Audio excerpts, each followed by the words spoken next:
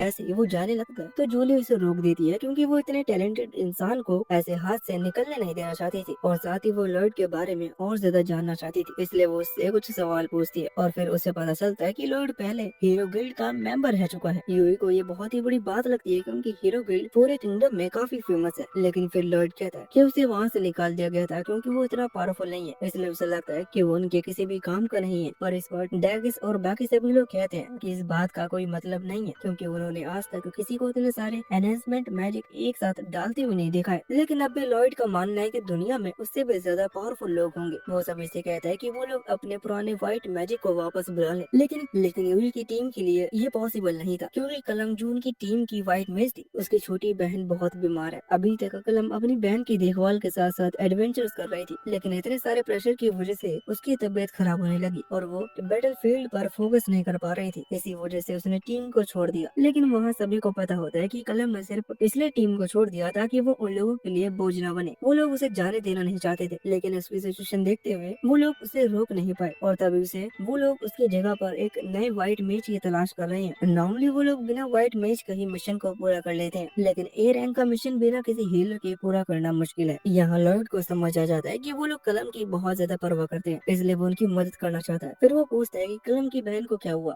अब इसके बारे में यूई को कुछ खास पता नहीं होता, लेकिन वो इतना बताती है कि उसके बहन को एक ऐसी बीमारी है जो उसके शरीर को धीरे धीरे मैजिक स्टोन में बदल रही है। फिर लॉर्ड को याद आता है कि उसने कहीं पढ़ा था कि मैजिक स्टोन सिर्फ लोगों को ही नहीं बल्कि दूसरी चीजों को भी पत्थर में बदल देता है और तभी से वो इसका इलाज ढूंढ रहा है। उसे लगता है कि शायद वो मदद कर सकता है। फिर वो यूई से कहता है कि उसे कलम के घर ले चले। कुछ देर बाद वो कलम के घर पहुंच जाते हैं। कलम यूई और एक अनजान बंदे को देखकर हैरान हो जाती है, लेकिन वो उन्हें अंदर बुला लेती है और यहाँ लॉर्ड पहले ही माफी मांग लेता है क्योंकि उसके सवाल कलम को गुस्सा दिला देते थे। लेकिन वो उसकी बहन की बीमारी के बारे में डिटेल से जानना चाहता था। कलम को इससे कोई परेशानी नहीं होती और वो पूरी बात बताना शुरू करती है। वो बताती है कि वो और उसकी बहन सिल्वी पहले हमेशा साथ में एडवेंचर करती थी, लेकिन एक मिशन के दौरान सिल्वी घायल हो गई और तब से ही उसे होश नहीं आया। यूई पूछती है कि क्या सिल्वी को किसी मॉन्स्टर ने इंजर्ड किया है, लेकिन कलम को पता नहीं होता कि असल में वहाँ हुआ क्या था क्योंकि जब सिल्वी मिली थी तो वो पहले से ही बेहोश थी। फिर लॉर्ड पूछता है कि सिल्वी में बीमार होने के बाद से क्या क्या सिम्टम्स दिख रहे हैं। इस पर कलम कहती है कि बताने से अच्छा तुम लोग खुद ही देख लो। फिर वो उन्हें सिल्वी के रूम तक ले जाती है। फिर अंदर जाने से पहले कलम उन्हें सिल्वी की कंडीशन के बारे में वार्न करती है। फिर जैसे वो दरवाजा खोलती है तो पूरा रूम नेगेटिव एनर्जी से भरा होता है और ये एनर्जी सिल्वी से रिलीज हो रही थी। फिर कलम चादर हटा देती है और हम देखते हैं कि सिल्वी के हाथ और पैर पत्थर में बदलना शुरू हो गए हैं। लॉर्ड पहली बार इस तरह का कुछ देख रहा होता है। वो काफी हैरान होता है कि मैजिक स्टोन किसी की क्या हालत बना देता है। अब सिल्वी की एनर्जी बेकाबू हो चुका था और इसी वजह से उसका शरीर धीरे धीरे पत्थर में बदल रहा है और वो जल्दी पूरी तरह से स्टोन में बदल जाएगी। फिर लॉर्ड कलम से कहता है कि मुझे सिल्वी को देखने दो, मेरे पास एक आइडिया है और अगर ये काम करता है तो हम सिल्वी को ठीक कर सकते हैं। उसकी बात जानकर कलम को यकीन नहीं होता कि लॉर्ड कुछ कर सकता है क्योंकि वहाँ के बेहतरीन हीलर्स भी सिल्वी को ठीक नहीं कर पाए थे। तभी लॉर्ड बताता है कि सिल्वी के अंदर हाई प्योरिटी मैजिक वाला स्टोन चला गया है। फिर वो कलम से पूछता है कि क्या जिस गुफा में सिल्वी को चोट लगी थी वहाँ काफी ज्यादा नेगेटिव एनर्जी थी। इस पर कलम उसकी बात कंफर्म करते हुए हाँ करती है। असल में वो जिस मिशन पर थे उसका मकसद था गुफा में मैजिक स्टोन्स को कलेक्ट करना,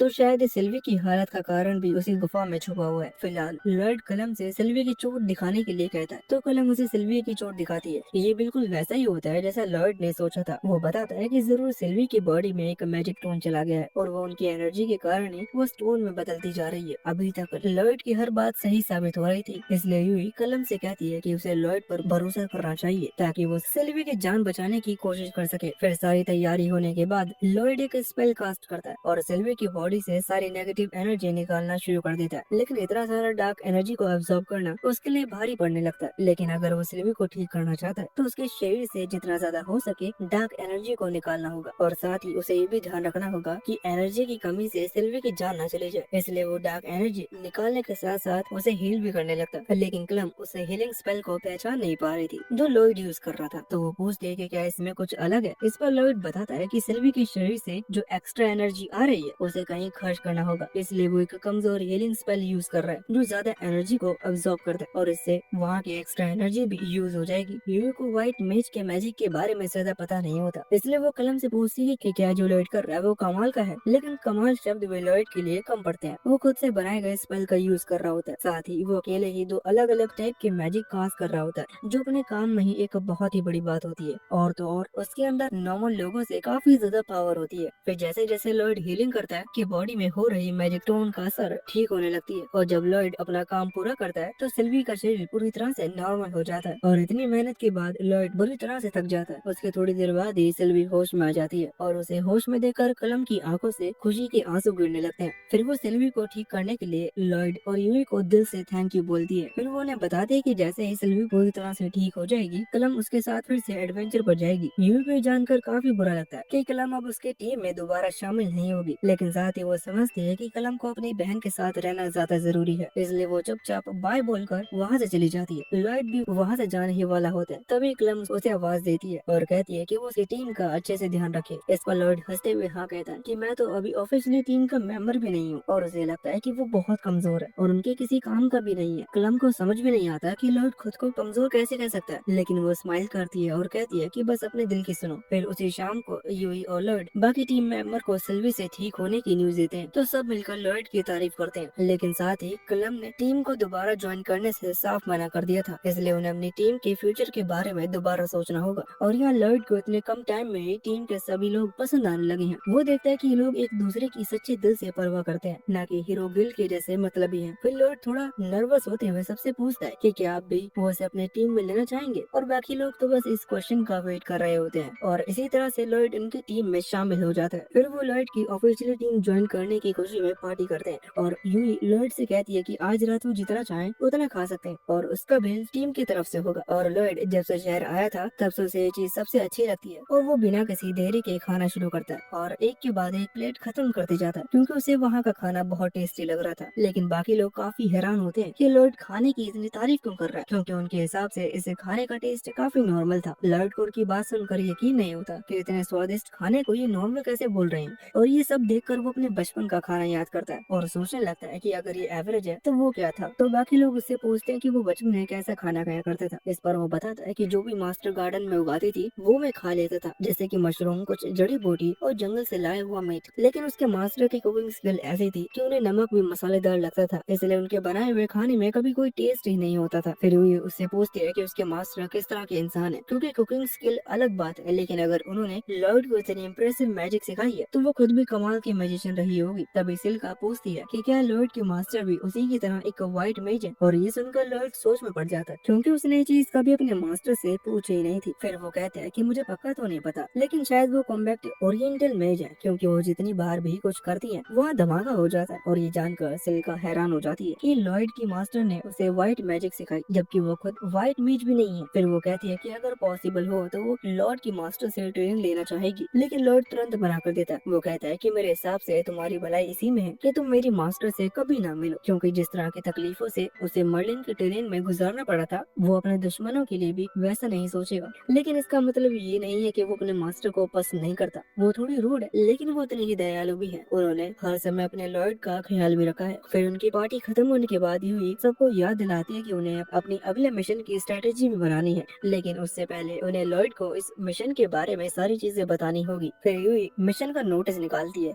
और डैगस उसे बताता है कि उनका मिशन एक ऐसे मॉन्स्टर के झुंड को खत्म करना है जो हाल ही में खेतों को तहस महस कर रहे हैं। गाँव वाले उन्हें रोक नहीं पा रहे, और अजीब बात यह है कि उस झुंड में एक तरह की नहीं बल्कि काफी अलग अलग तरह की प्रजातियों के मॉन्स्टर हैं। ये इतना अजीब केस है कि उनके लिए सोच पाना मुश्किल है कि उनका सामना किस चीज से हो सकता है। लेकिन यूई का मानना है कि एडवेंचर होने के नाते लोगों की मदद करना उनका कर्तव्य है, और लॉयड भी उसकी बात से अग्री करता है। फिर जब बात मॉन्स्टर की भीड़ से लड़ने की हो तो यूई और डैगस कुछ खास नहीं कर सकते, इसलिए उन्हें मॉन्स्टर को खत्म करने के लिए सिल्की की एईओ मैजिक पर निर्भर रहना होगा। लेकिन बड़ी जगह में मैजिक परफॉर्म करने के लिए बहुत ज्यादा एनर्जी की जरूरत होती है, इसलिए सिल्का अपनी परेशानी जाहिर करती है कि अगर मॉन्स्टर की संख्या बहुत ज्यादा हुई तो शायद वो सबको खत्म ना कर पाए। फिर यूई लॉयड से पूछती है कि क्या वो कोई अटैक मैजिक कर सकता है। इस पर वो बताता है कि हाँ, उसे कुछ स्पेल आते हैं, लेकिन उसकी मैजिक सिल्का जैसे कॉम्बैक्ट मेज की तुलना में ज्यादा असरदार नहीं होंगे। उसके बाद फिर वो फाइट के लिए प्लान बनाने लगते हैं। डैगस सजेस्ट करता है कि वो और यूई सबसे आगे जाकर मॉन्स्टर का ध्यान अपनी तरफ खींचेंगे, और जब सारे मॉन्स्टर उनका पीछा करने लगेंगे तो उन सबको एक जगह ले आएंगे जहाँ सिल्का अपने मैजिक से उन्हें एक बार में ही खत्म कर देगी। और जब सिल्का मैजिक परफॉर्म कर रही होगी तो कर्स उसे प्रोटेक्ट करेगा और लॉयड उन्हें हील करेगा और उनकी मदद करेगा। सिल्का थोड़ा एक्साइटेड हो जाती है क्योंकि उसे पता है कि लॉयड की एनहेंसमेंट मैजिक बहुत ही पावरफुल है, लेकिन लॉयड को अभी भी समझ में नहीं आ रहा था कि सब लोग उसके बारे में इतना अच्छा क्यों सोच सोचते हैं। शुरुआत में ही यूई को लग गया था कि लॉयड जानबूझकर अपनी पावर छुपा रहा है, लेकिन अब उसे समझ में आ जाता है कि लॉयड सच में नहीं जानता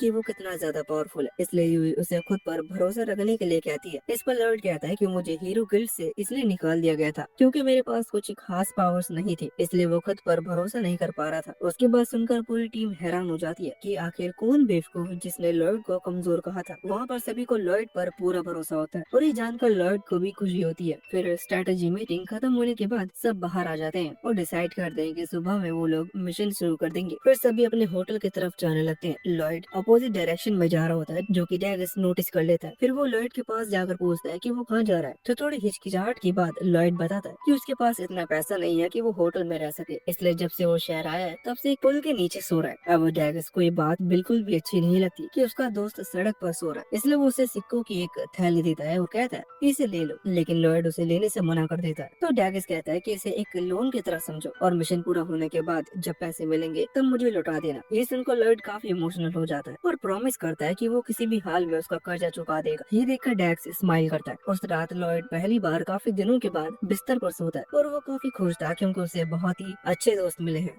जो न सिर्फ उसके साथ खड़े थे बल्कि उसके रिस्पेक्ट भी करते हैं। अगली सुबह लॉयड और बाकी सभी लोग यूई के घर के बाहर जमा होते हैं और थोड़ी देर बाद यूई बाहर आ जाती है और जब वो देखती है कि किसी के पास भी बैग नहीं है तो वो हैरान रह जाती है क्योंकि इस तरह के मिशन में बहुत सारा सामान ले जाना पड़ता है। तो बाकी लोग स्माइल करते हुए बताते हैं कि लॉयड ने अपने स्टोरेज मैजिक से सभी का सामान स्टोर कर लिया है ताकि उन्हें कुछ भी उठाना ना पड़े। फिर लॉयड यूई से कहता है कि अगर वो चाहे तो वो उसका बैग भी स्टोर कर सकता है। तो ये खुश होकर उसे अपना बैग दे देती है और लॉयड उसे भी स्टोर कर लेता है। इस पर यूई कहती है कि सच में बहुत ही बड़ी मदद है क्योंकि सफर के दौरान भारी बैग उठाना काफी मुश्किल हो जाता है। ये सुनकर लॉयड कहता है कि अगर वो लोग चाहें तो वो उन्हें भी स्टोरेज मैजिक सिखा सकता है क्योंकि ये बहुत ही आसान है। ये सुनकर सब हैरान हो जाते हैं। उन्हें तो ये नहीं पता था कि आम लोग भी ये कर सकते हैं। तो लॉयड उन्हें समझाता है कि हर इंसान के अंदर थोड़ी बहुत जादुई शक्ति होती है, इसलिए वो लोग प्रैक्टिस करके इसे सीख सकते हैं।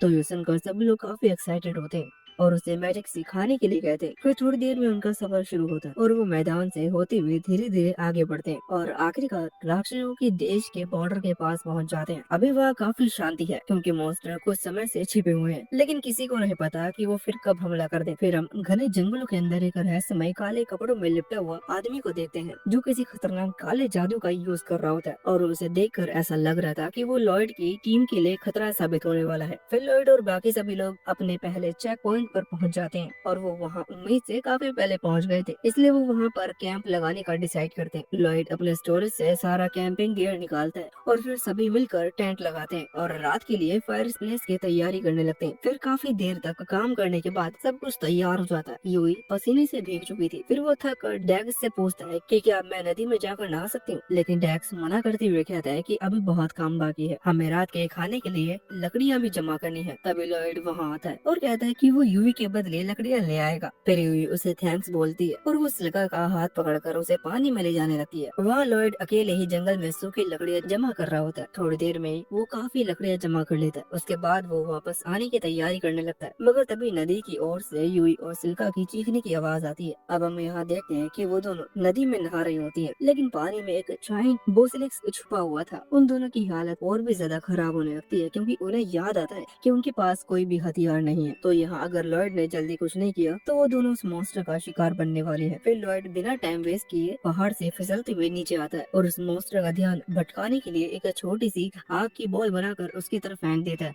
जिससे उसका ध्यान लॉयड की ओर चला जाता है। फिर लॉयड चिल्लाकर यूई और सिल्का से जल्दी किनारे पर आने के लिए कहता है और अपने स्टोरेज से उनके लिए हथियार निकालकर उनकी तरफ फेंक देता है। साथ ही वो उन पर एनहेंसमेंट मैजिक भी यूज करता है और उसके बाद जम करते ही और एक ही बार में बॉसलिस का सर काट देती है। फिर सिल्का लॉयड और यूई को कवर देने के लिए कहती है क्योंकि वो एक फायर बॉल से अटैक करने वाली थी। तो लॉयड और यूई तुरंत ही छलांग लगाकर कवर ले लेते हैं और सिल्का उस फायर मैजिक का यूज कर देती है, जिससे वो जलकर राख बन जाता है। और यहाँ सिल्का खुद के अंदर इतनी पावर देखकर हैरान रह जाती है क्योंकि इतनी ज्यादा मैजिक उसे पहले कभी महसूस नहीं हुआ था। उसे नहीं पता होता कि लॉयड ने उन पर बस स्पेल डाल दिया था। तभी फिर अचानक से यूई का टॉवल नीचे गिर जाती है और वो लॉयड के सामने खड़ी रह जाती है। खैर वो इस बारे में फिर कभी बात नहीं करना चाहेगी। उसके बाद वो लोग कैंप वापस चले जाते हैं और लॉयड सबका ध्यान भटकाने के लिए उन्हें स्टोरेज मैजिक सिखाने का डिसाइड करता है। फिर वो उन्हें अपने हाथों की हेल्प से स्टोरेज मैजिक यूज करना बताता है, लेकिन ये सुनने में जितना आसान लग रहा था, करने में उतना ही मुश्किल था। सभी लोग